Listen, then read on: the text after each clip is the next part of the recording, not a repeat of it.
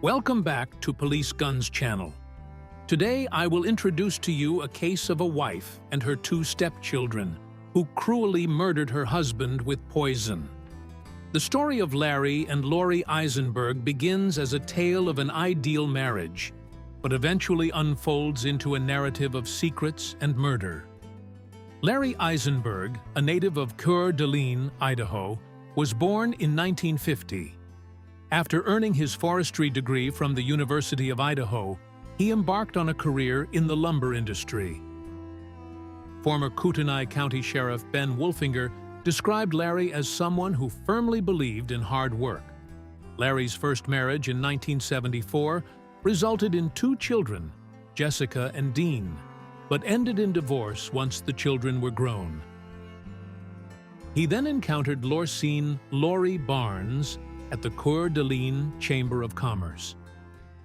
Lori, born in 1953, had a challenging upbringing marked by poverty within a sect of the Church of Jesus Christ of Latter-day Saints.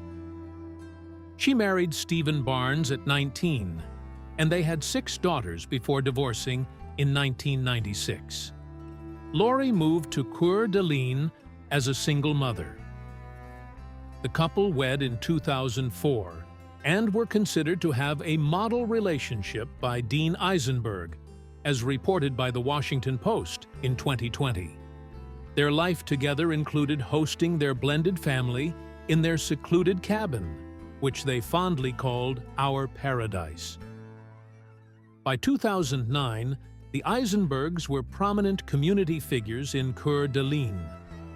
Although Larry had retired, he stayed active in local civic groups. Lori worked as the executive director of the North Idaho Housing Coalition, focusing on renovating properties for families in need. The trial of Lori Isenberg captured public attention not only for the murder charges she faced, but also for the heart-wrenching impact on her family. In a poignant moment in court, Larry Isenberg's daughter, Jessica McPherson, tearfully addressed the profound loss of her father. "The manner in which I lost my father, Larry Isenberg, has left a hole in my soul that deepens with each passing day, magnified by the web of lies, deceit, and manipulation," she shared. Jessica expressed the impossibility of finding closure due to the immense loss of a man who was both a great father and a beloved individual. Jessica also spoke of Larry's unwavering dedication and love for Lori, contrasting it with the betrayal of his trust through her actions. The Alford plea that Lori entered was described as exacerbating the pain of those mourning Larry. She reminisced about Larry as a father figure and a doting grandpa, known for his loving bear hugs and affectionate gestures towards his grandchildren. "Our family lost 2 people that day," Jessica continued. They mourned both Larry, the cherished grandfather, and Lori, the mother and grandmother they thought they knew and trusted. Lori's actions shattered their lives, not just with Larry's death, but through continuous deception and manipulation. Lori Isenberg, acknowledging her guilt, made a startling admission in court. She confessed to preparing a drink laced with Benadryl, intending to end her own life, which inadvertently led to Larry's accidental consumption and death. Lori accepted full responsibility for her actions. In her extensive 45-minute address, Lori revealed her motives for embezzlement. She described the financial struggles of her daughters, one of whom she had previously estranged, and her inability to discuss these issues with Larry.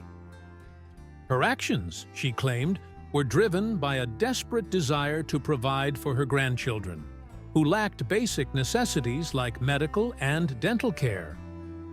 Lori's internal conflict between adhering to the life she shared with Larry and her perceived duty to her family culminated in what she called the most stupid, shameful plan ever: stealing money from her employer. This narrative leads one to ponder: What pushes an ordinary woman, seemingly content in her marriage, to the brink of committing such a heinous act? This question sets the stage for the next chapter in this tragic story.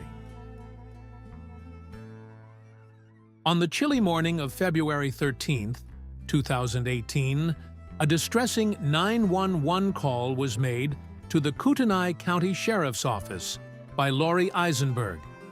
As reported by the Coeur d'Alene Press, she frantically informed the dispatcher that her husband, Larry, had fallen into the icy waters of Lake Coeur d'Alene during their boat trip. In the recorded call, Lori's voice, filled with panic and tears, conveyed a harrowing scene. She described Larry having a stroke and accidentally falling overboard as she desperately tried to save him. Responding swiftly, sheriff's deputies arrived to find Lori alone on their boat, nursing a bloody nose she claimed occurred in her failed rescue attempt.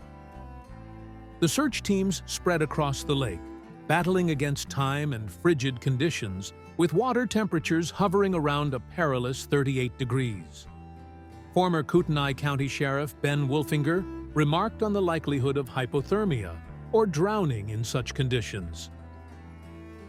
Back on shore, Lori recounted to the authorities their morning plans: a sunrise cruise, followed by breakfast at a local eatery. She described a concerning moment when Larry stood up, appearing disoriented, before stumbling overboard. Despite her efforts, she claimed, Larry was lost to the lake. Further adding to the complexity, Lori explained a 2-hour delay in calling for help. According to East Idaho News, she had left her phone ashore, only discovering Larry's phone on the boat later, which she used to report the incident. This delay, along with her account of driving around for an hour in the freezing waters, added layers of mystery and urgency to the unfolding events of that fateful morning.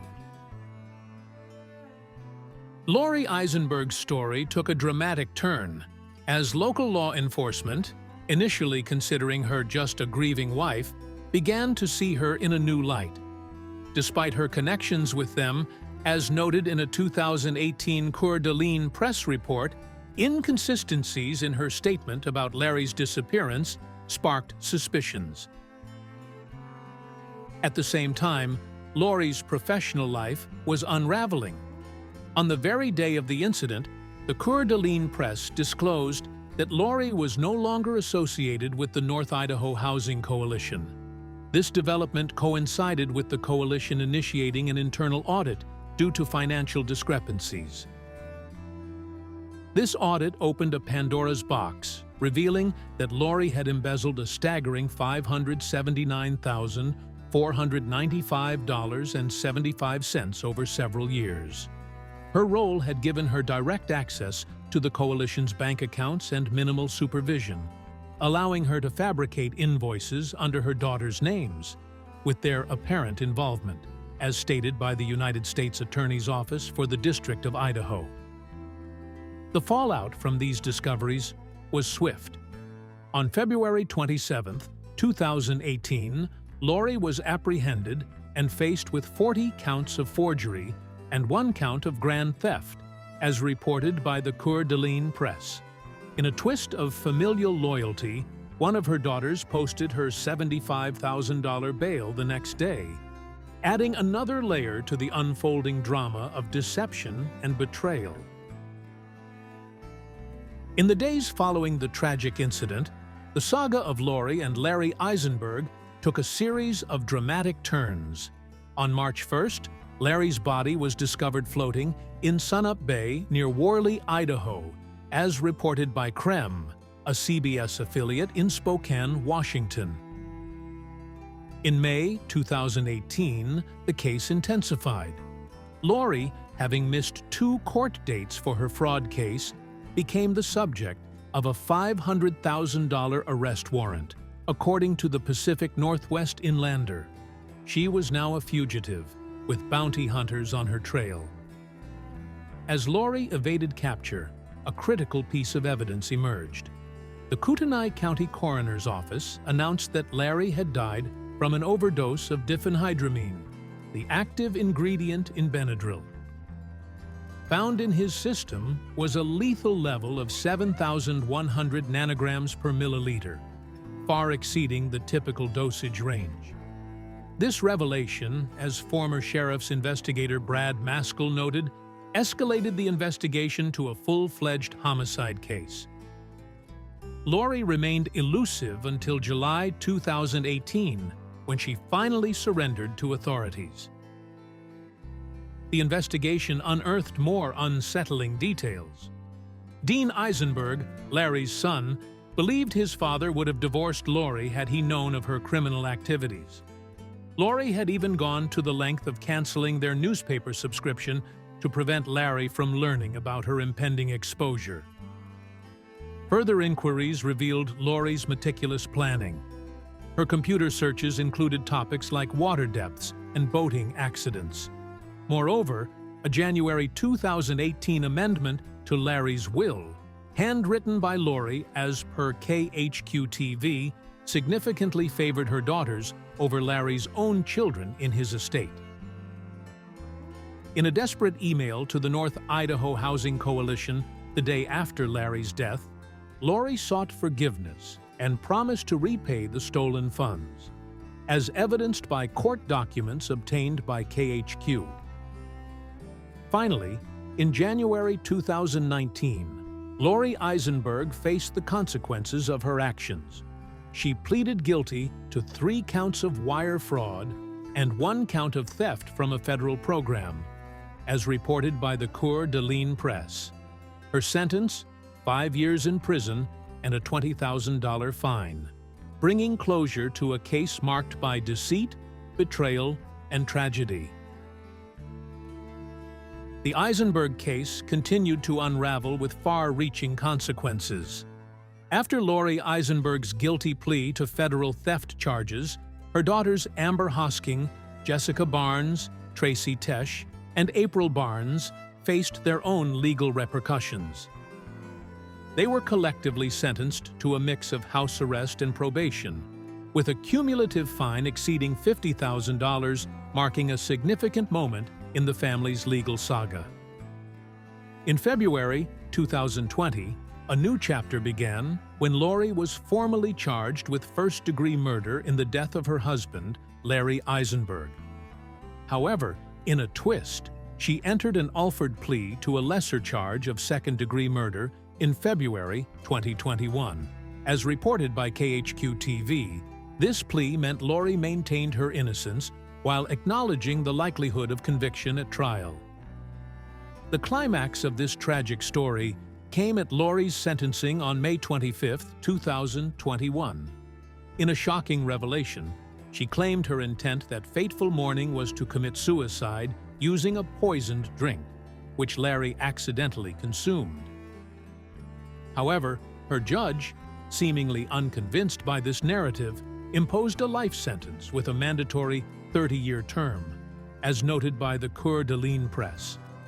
This decision brought a definitive close to a case that had gripped the community, intertwining themes of family betrayal, financial deception, and a tragic end to what once seemed like a perfect marriage.